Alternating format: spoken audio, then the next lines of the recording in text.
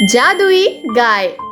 सुंदर नाम का एक सेठ जो बहुत अमीर था और साथ ही बहुत परोपकारी भी था, मगर वो केवल बाहर वालों के लिए ही दयालु और परोपकारी था। असल में वो अपने घर के नौकरों और पालतू जानवरों तक के साथ बहुत ही बुरा बर्ताव करता था। वो लालची और मतलबी भी था। उसके पास एक गाय थी जो जादुई थी, लेकिन फिर भी वो उसे बहुत परेशान करता था। कई कई दिनों तक भूखा रखता था, उसे मारता पीटता था और उसे रोने पर मजबूर कर देता था। सुंदर सेठ का नौकर, जिसका नाम राजू था, वो रोज उस गाय को ऐसे ही तंग होते हुए देखता था, लेकिन वो देखने के अलावा कुछ भी नहीं कर सकता था, क्योंकि वो घर पर ही काम किया करता था। गाय का काम संभालने के लिए दूसरा नौकर था। एक दिन वो दूसरा नौकर काम पर नहीं आया, तो गाय की साफ सफाई के लिए सुंदर सेठ ने राजू को भेज दिया।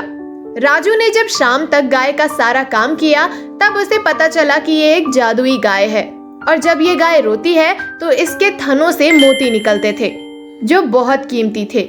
इसीलिए सुंदर सेठ उस गाय को इतना परेशान करता था कि वो हमेशा रोती रहे और उसे कीमती मोती मिलते रहे।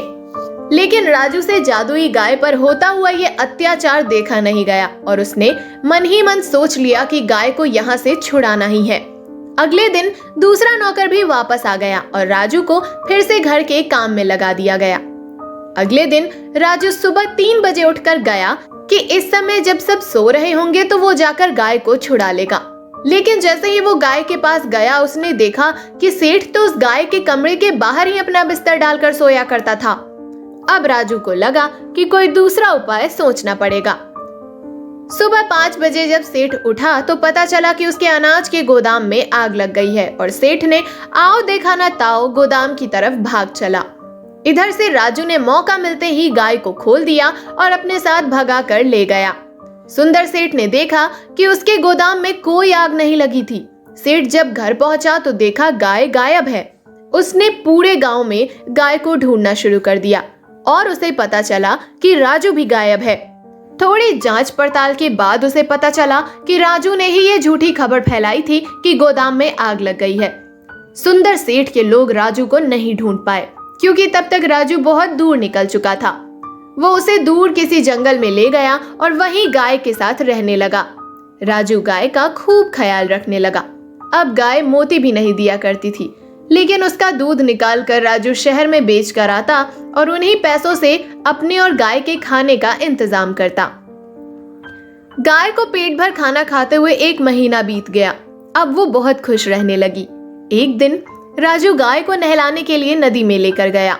गाय को अच्छे से नहलाने के बाद वो उसे जब अपनी झोपड़ी में वापस लेकर जा रहा था, तो झोपड़ी के सामने आकर राजू ने देखा कि जहां जहां से गाय अपने कदम रखकर उठी है, वहां वैसे ही कीमती मोती दिख रहे हैं, जो सेठ के घर गाय के थनों में से झड़ते थे। राजू उन मोतियों को चुगते हुए चलता रहा और देखा कि झोपड़ी से लेकर नदी तक वो मोती बिखरे पड़े हैं। राजू सारे मोती उठाकर गाय के पास पहुंचा और उसके पंजों को उठाकर देखा तो उसके हर पंजे के नीचे 10-12 मोती चिपके हुए थे। राजू हैरान रह गया।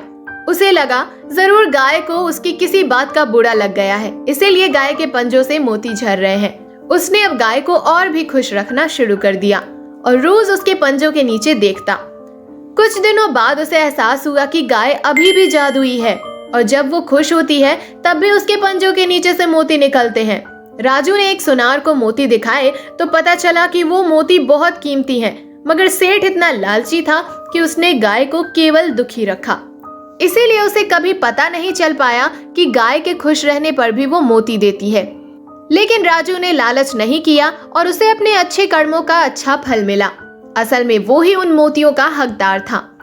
दोस्तों, हमें भी बिना फल की परवाह किए अच्छे कर्म करते रहने चाहिए। एक न एक दिन हमें उनका अच्छा फल जरूर मिलता है, जैसे राजू को मिला।